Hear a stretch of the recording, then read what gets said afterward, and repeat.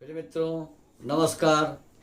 वास्तु बोकारो दर्शनम YouTube channel के माध्यम से आप सभी का हार्दिक स्वागत है। मित्रों, इसके पहले एपिसोड में मैंने आपको बताया था, क्योंकि आज का मेरा एपिसोड का टॉपिक है वास्तुशास्त्र के अनुसार घर के समीप लगाए जाने वाले शुभ और अशुभ वृक्ष। कौन वृक्ष किधर शुभ होता है, किधर अशुभ होता है। इसके पहले वाले एपिसोड में मैंने बताया था कि 5 वृक्ष जो होते हैं घर के समीप लगाने पर घर में धन की कमी नहीं रहती है, घर में धन बढ़ता है। लेकिन आज हम इस एपिसोड के माध्यम से यह जानकारी देंगे कि घर के पास कौन से वृक्ष शास्त्र सम्मत हैं जो शुभ हैं और कौन से वृक्ष शास्त्र सम्मत अशुभ हैं।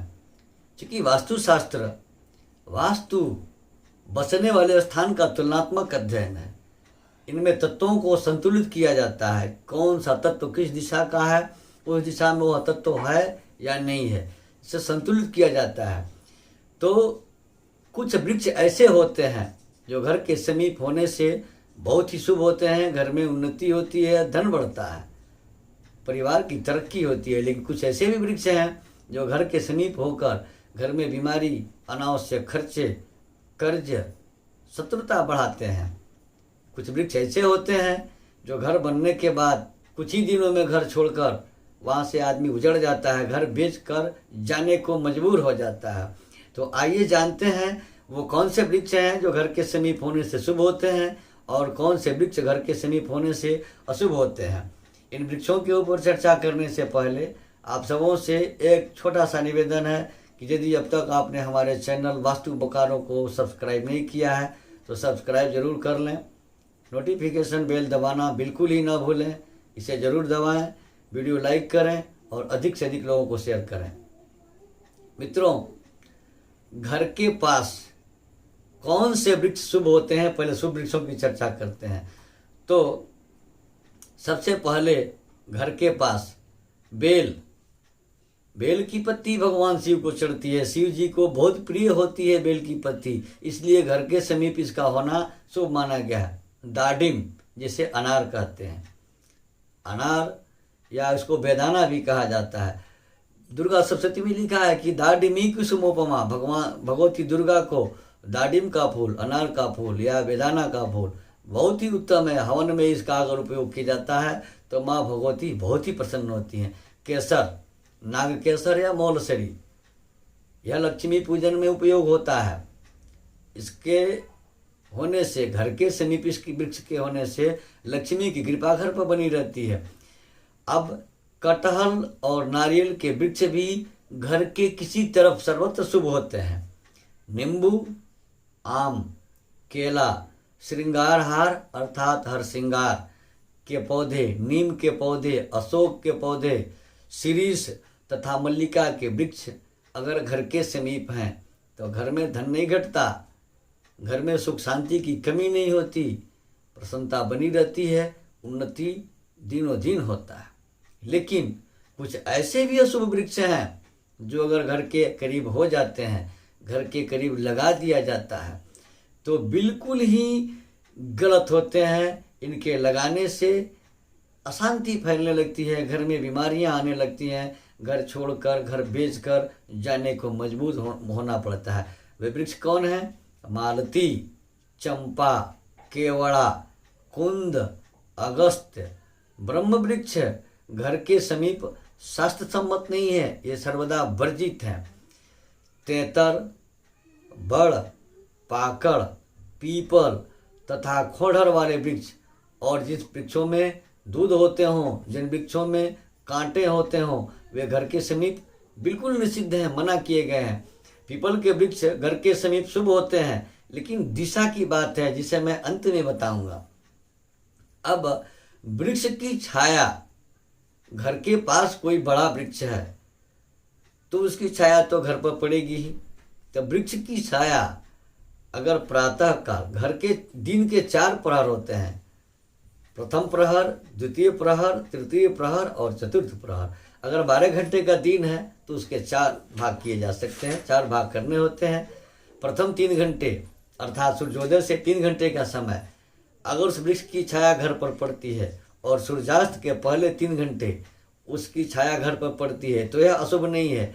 लेकिन सूर्योदय से 3 घंटे के बाद और सूर्यास्त से 3 घंटे के पहले तक अगर घर पर उस वृक्ष की छाया पड़ती है तो वह घर छोड़कर अथवा बेचकर अन्यत्र जाना पड़ता है, वह आदमी वहां से उजड़ जाता है। अब घर के ऊपर प्रातः और संध्या समय को छोड़कर दूसरे और तीसरे प्रहर अर्थात सूर्योदय से 3 घंटे के बाद और सूर्यास्त से 3 घंटे के पहले किसी भी पेड़ का छाया घर पर पड़ता है अथवा किसी ध्वज की छाया घर पर पड़ती है तो वह भी अत्यंत अशुभ होता है। अतः ऐसे घरों में वास नहीं करने चाहिए, ये हमेशा उत्वास लगाते हैं, बेचैनी पैदा करते हैं। अब हमने बताया था कि पीपल का वृक्ष या बड़े वृक्ष, फोड़र वाले भी वृक्ष, वो दिशाओं के अनुसार शुभ होते हैं, जिसमें पहले हम चर्चा करेंगे पाकड़ के वृक्ष की। पाकड़ का वृक्ष खोड़र वाला हो या अति विशालकाय हो, लेकिन घर के उत्तर दिशा में अगर होता है तो यह शुभ होता है। उत्तर दिशा को छोड़कर किसी न दिशा में रहने से पाकड़ का वृक्ष अशुभ हो जाता है। वहीं अगर बरगद बट वृक्ष की बात करते हैं तो यह घर के पूर्व दिशा में होता है तो शुभ होता है। अगर यह पश्चिम दिशा में हो जाए तो बिल्कुल ही अशुभ हो जाएगा। बरगद का वृक्ष बट वृक्ष जो होता है भगवान कृष्ण को अतिशय प्रिय है और पूर्व की दिशा ईश की दिशा होती है, ईश्वर की दिशा होती है। इस दिशा में बरगद का पेड़ होना बहुत ही शुभ होता है। लेकिन घर के ऊंचाई से, जितनी ऊंचाई आपके बुनियाद से घर की है उतनी ऊंचाई बुनियाद से उतनी दूरी तक यह पेड़ या पौधा नहीं होना चाहिए। तीसरा वृक्ष है गुल्लर। गुल्लर जो है वो ग्रहों में शुक्र ग्रह की संविदा होता है और यह वृक्ष घर के दक्षिण दिशा में शुभ होता है। घर के दक्षिण दिशा का अधिपति मंगल होता है और दक्षिण पूर्व के कोने पर मंगल और शुक्र का संयोग होता है जो पाकशाला रसोई घर होता है। अगर अग्निकोण से लेकर दक्षिण दिशा में गुल्लर का वृक्ष है तो यह विशेष शुभ माना गया है। अंत में बात करेंगे पीपल की। पीपल का वृक्ष पश्चिम दिशा में शुभ होता है। अगर यह घर के पूर्व दिशा में हो गया, दक्षिण दिशा में हो गया अथवा उत्तर दिशा में हो गया तो बिल्कुल ही ये शुभ होता है। अब पश्चिम दिशा में क्यों शुभ होता है?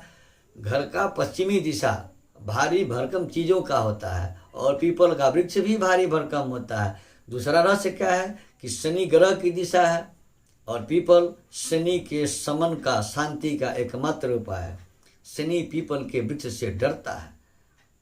जिस घर के पश्चिम दिशा में पीपल का वृक्ष होता है तो वास्तुशास्त्र इसे पूर्णतः शुद्ध माना है। यह पश्चिम दिशा में होना अत्यंत लाभकारी, गुणकारी और धन वृद्धि कारक होता है।